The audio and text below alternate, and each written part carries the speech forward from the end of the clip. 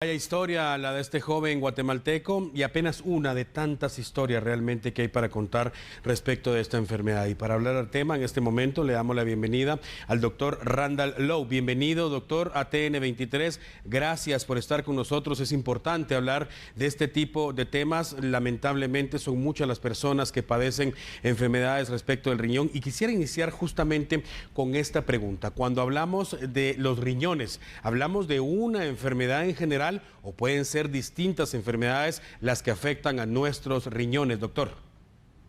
Gracias, muy amables por la entrevista. Es un gusto saludarlos hoy específicamente, que es el Día Mundial de los Riñones. Nos unimos al esfuerzo de dar a conocer que los riñones son importantes, que existen las enfermedades de los riñones. Y como bien dice usted, cuando hablamos de que los riñones se dañaron, este es el camino final de muchas enfermedades. Tenemos que empezar a pensar que los riñones son filtros, son coladores. Por ahí pasa la sangre y se separa lo bueno de lo malo. Lo malo es la orina y se desecha del cuerpo. Ahora bien, muchas enfermedades pueden repercutir en dañar a ese filtro, a esos riñones, como por ejemplo la diabetes, como por ejemplo la presión alta o las malformaciones en los riñones, como mencionaban en el caso anterior. Entonces, lo que resulta es que por diferentes enfermedades los riñones finalmente se tapan, se dañan completamente y entonces el paciente tiene lo que nosotros llamamos enfermedad renal estadio 5 o insuficiencia renal crónica terminal. Ese filtro entonces ya no sirve, ya no limpia la sangre y consecuentemente el paciente ya no se puede mantener vivo con ese filtro y necesitamos utilizar terapias de reemplazo o terapias sustitutivas, que son tratamientos que sustituyen la función del filtro, la función del riñón en este caso. Esto es muy importante, doctor, porque sobre todo las personas que han tenido contacto con alguna persona que ha sufrido la enfermedad de los riñones y que lamentablemente ha fallecido, muchas personas en la cercanía se quedan con la idea de que enfermarme de los riñones es sinónimo de muerte, pero hay tratamientos que pueden mantener a la persona. Por supuesto, existen tratamientos que pueden mantener a la persona viva. Tristemente, estos tratamientos pues son caros y, y estos tratamientos se llaman diálisis y hemodiálisis. La hemodiálisis consiste en colocar un tubito a través de una de las venas del cuerpo y a través de ese tubito sacar la sangre y limpiarla. Eso ocurre a través de una máquina que es un filtro artificial que limpia la sangre por 3 horas, 3 veces a la semana. La hemodiálisis es esta que acabamos de hablar y la diálisis peritoneal consiste en colocar un tubito en el abdomen del paciente y el paciente en su casa aprende a instilarse un suero especial que utilizando la pielita que recubre los intestinos se produce un filtrado también, se utiliza esa pielita como filtro y entonces de esa forma se limpia también la sangre. Estos recambios, le llamamos, se hacen 4 o 5 veces al día, todos los días de la vida del paciente. Sin embargo, el mejor tratamiento para esta triste enfermedad es el trasplante, como bien lo decía la persona en el caso anterior. La mejor diálisis y la mejor hemodiálisis no da más que un 10% de lo que da un riñón en cuanto a funcionamiento y lo mejor es el trasplante. Doctor, es importante, le decía desde el inicio, hablar de este tema porque muchas personas llegan tarde realmente en busca de la ayuda de los profesionales. ¿Qué debemos estar atentos, cualquier persona, a los primeros síntomas? ¿Cuáles serían los primeros síntomas que deberíamos empezar a presentar y acudir de inmediato en busca de la ayuda de los profesionales? Es una excelente pregunta porque resulta que, como decíamos, el mejor tratamiento es el trasplante, pero lo mejor es no enfermarse, ¿verdad usted? Y si pudiéramos nosotros identificar al paciente tempranamente, hay muchas ventanas de oportunidad que nos permitirían impedir que el paciente avance hasta llegar a esto que llamamos insuficiencia renal crónica terminal. ¿Qué características tienen esos pacientes? Yo creo que hay pacientes, sobre todo en los adultos, que están en alto riesgo y estos son los pacientes que tienen diabetes, es decir, azúcar en la sangre y presión alta, es decir, hipertensión. Todos los pacientes, todas las personas que padezcan de estas enfermedades deberían de hacerse chequeos regulares para mantener sus niveles de azúcar, en el caso de los diabéticos, en niveles aceptables y en los casos de los pacientes con presión alta, los valores de presión en niveles aceptables abajo de 120/80. y tener por lo menos cada 6 meses control de creatinina, que es la sustancia que se eleva cuando nuestros riñones no funcionan porque no se puede limpiar la sangre, y de orina para buscar la presencia de proteína. En el caso de los niños es un poco diferente porque el daño de los riñones en los adultos, le decía, principalmente se va a deber a diabetes e hipertensión. En el caso de los niños es diferente porque ahí tenemos que buscar la enfermedad de los riñones con intención. Malformaciones de las vías urinarias, como el caso del que hablaban anteriormente, es la causa principal. Y estos pacientes van a tener infecciones urinarias a repetición. Los niños que tienen infecciones urinarias a repetición deberían de ser estudiados para descartar las malformaciones en las vías urinarias. La otra cosa son esos niños que no crecen adecuadamente, que se quedan bajos en su curva de crecimiento, deberían de ser estudiados para descartar que no haya alguna enfermedad de los riñones. Igualmente los niños que se mantienen con anemia a pesar del tratamiento con hierro, también deberían de ser estudiados por enfermedad de los riñones.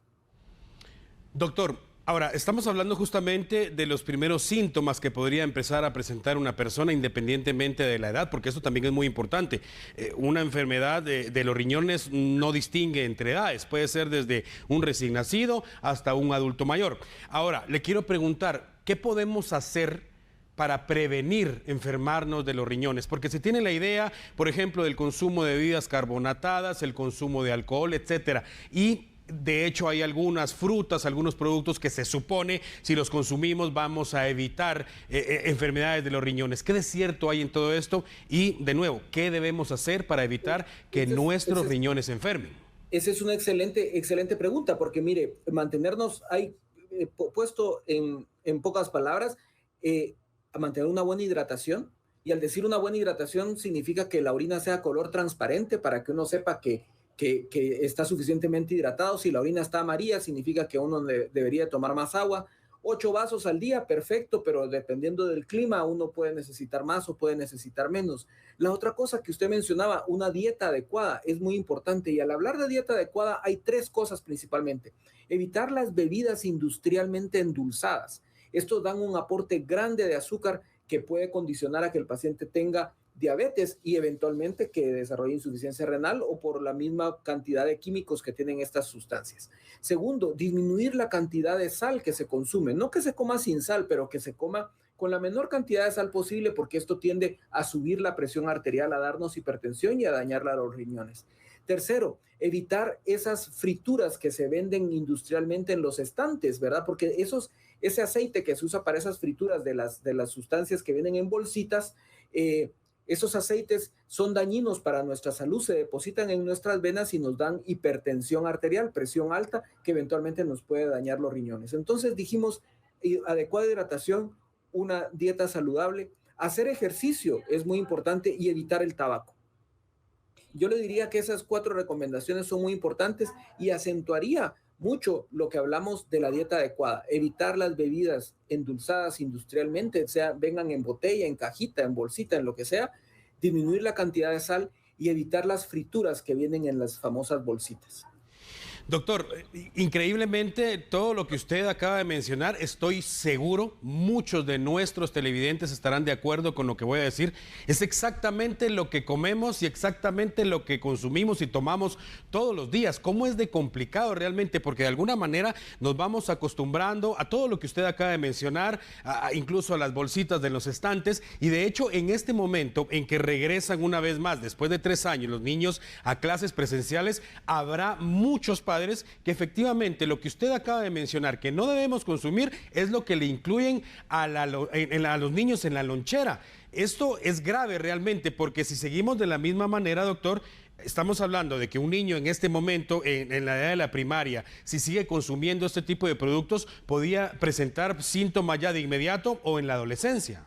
Exactamente, y eso es importante. Fíjate que en el 2015 se hizo un estudio en Guatemala, tanto en escuelas como colegios, la encuesta de salud escolar, y se encontró que cerca del 40% de los niños que asisten a escuelas públicas, no hablamos solo de colegios privados, sino escuelas públicas, tenían obesidad o sobrepeso. Y esto es debido a que se están exponiendo nuestros niños a este tipo de productos que a la larga van a producir obesidad. Y la obesidad da como subproducto diabetes y presión alta. Y el camino final de esas dos es la insuficiencia renal crónica terminal. Entonces, ve usted cómo se unen los eslabones. La mala alimentación produce en nuestros chiquitos obesidad y sobrepeso, que cuando crecen son obesos, que tienen hipertensión y diabetes y que van a desarrollar entonces insuficiencia renal. Entonces, es de ponerle mucha atención y los papás no lo conocen, pero se hace necesario que aquí en Guatemala eduquemos a nuestra población y que se legisle en favor de tener unas adecuadas información en las etiquetas de los productos que nos venden para que sepamos que estamos comiendo y que estos productos tienen sus repercusiones a largo plazo. Doctor, hablando del tema y todavía también que tiene que ver con la pandemia, se especuló mucho en algún momento que las personas que estaban ya enfermas de los riñones cuando vino la pandemia, cuando vino el COVID-19, tenían mucha posibilidad de fallecer lamentablemente, independientemente del momento en que ya había vacunas. ¿Es correcto esto? ¿Este virus vino a afectar de una manera grave a esta población que ya padece problemas de los riñones? Tristemente le tengo que decir que sí, por varias razones, y es un problema muy complejo y muy grande, pero digamos, una de las razones fue que en el momento en que nos encerramos como sociedad, los pacientes que necesitaban diálisis, que tenían que viajar a los centros de diálisis, se vieron imposibilitados de viajar y esto hizo que muchos de ellos no pudieran tener acceso a sus tratamientos a tiempo y se complicaran las cosas. Gracias a Dios, los equipos de nefrología de los diferentes servicios de Guatemala logramos sortear y el daño fue mínimo, pero sí, los pacientes que tenían enfermedad renal se toparon con ese problema. Por otro lado, también sus defensas son diferentes y lo que se hizo fue que tuvieron prioridad para ser vacunados cuando las vacunas vinieron. Ahora, gracias a Dios, creo que ya tenemos un balance nuevo y ya nuestros pacientes están vacunados, los pacientes trasplantados sobre todo ya están vacunados y esto pues se ha controlado de mejor manera. Pero sí, nos vimos muy afectados durante la pandemia porque nuestra población es una población muy delicada que depende de tratamientos, depende de medicamentos para poder seguir viviendo. Doctor Lowe, ya para ir finalizando con el tema, quiero hacerle dos preguntas más. La primera, ¿maneja usted estadísticas sobre qué cantidad de guatemaltecos padecen problemas de los riñones? No sé, quizá entre ¿qué cantidad de guatemaltecos, entre 1 o 10, quizá 1, quizá 3 de 10 personas padecen este tipo de problemas? Y lo segundo, doctor, aprovechando también su intervención y el momento, el espacio que tenemos en este momento a través de la televisión, que usted haga el llamado a la población guatemalteca para que entendamos que realmente es un problema serio y que entendamos que debemos hacer las cosas bien para evitar ser víctimas de este tipo de enfermedades. Sí, gracias por darme este espacio. Fíjese que a nivel mundial, 1 de cada 10 personas tiene daño en los riñones, tiene cualquier grado o estadio de enfermedad renal crónica. Hay 5 estadios. Entonces, 1 de cada 10 personas en el mundo tiene enfermedad renal crónica en cualquiera de esos estadios. Es bastante, pero algo muy importante aquí en Guatemala es que ya se inició en el 2018 el registro guatemalteco de diálisis y trasplante, en donde nos permite saber el número de pacientes que están en cuál terapia y de dónde vienen estos pacientes y cuáles son las causas que nos están enfermando. Pero quiero puntualizar para que la población se recuerde que el diagnóstico número 1 de ingreso en las medicinas internas de los principales hospitales de Guatemala es insuficiencia renal crónica, hoy por hoy. Entonces, no estamos hablando de un problema de salud pública, estamos hablando de el problema de salud pública. Tenemos que ponerle como sociedad más atención a esto porque nos está serruchando el piso y no nos estamos dando cuenta. Tenemos que ser más cautos como sociedad de cómo nos estamos alimentando, de cuáles son nuestras conductas alimentarias para evitar este tipo de inconvenientes a largo plazo. Y sí, es importante que tengamos legislación sobre el etiquetado de alimentos. Es importante que también tengamos legislación sobre el trasplante, que hoy por hoy se debería de estar haciendo más trasplante en Guatemala y esto está limitando el acceso para el mejor tratamiento que nuestros pacientes necesitan.